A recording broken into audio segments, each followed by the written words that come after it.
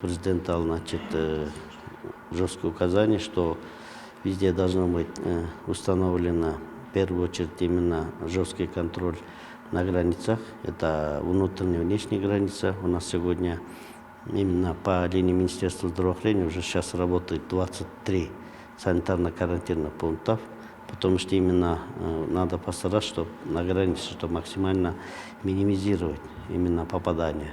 Потому что, сами знаете, вот буквально вчера появился в Казахстане уже сегодня 4 случая, еще появился уже 34 случая в России, а мы с ним постоянно, есть очень активное взаимодействие, поэтому мы будем усиливать.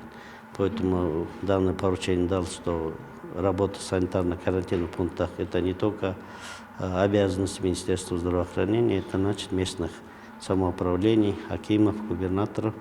Дал, им указание, чтобы совместно поставить надлежащим образом работу в санитарно-карантинных пунктах.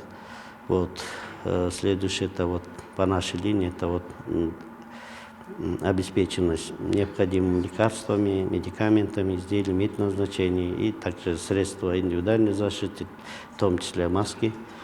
Сегодня уже мы маски начали уже на рынке представлять. Уже у нас появилось 2 компании, которые уже будут со следующей недели уже выпускать. Проводится определенная работа. Дай бог, чтобы эти компании уже, у них есть производственная мощность достаточно. Если все будет, они будут уже на рынке выпускать. Кроме этого, и другие варианты отрабатываем, чтобы обеспечить импорт этих вещей. Проведена работа с фармацевтической компанией. Какие лекарства у нас не достают, мы дали им указания, что максимально, если деньги есть, надо их перевозить и держать в запасе. Делаем мониторинг запас лекарств, препаратов в наших больницах. Там тоже сегодня есть определенный запас, мы тоже будем сейчас максимально увеличивать. И следующее, мы дали информацию о готовности наших больниц. В случае каких-то выявлений мы сказали, сколько больниц у нас в резерве находится. Сегодня мы где-то 509 больниц держим в резерве. У нас где-то для лечения инфекционных заболеваний имеется более 1800. Из них 509 мы именно поставили в резервы полной боевой готовности. В случае таких, чтобы мы могли людей принять, лечить и, естественно, проводить лечение. И, в принципе, еще раз было обращено внимание, что проводить правильную информационную работу, говорить все эти профилактические меры и хорошие информации.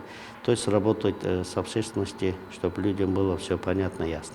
И Минздрав, вы какие рекомендации даете? Минздрав везде уже во всех сайтах, начиная наши сайты Медкейджи, нашем Фейсбуке, Инстаграме, все рекомендации во всех они озвучены.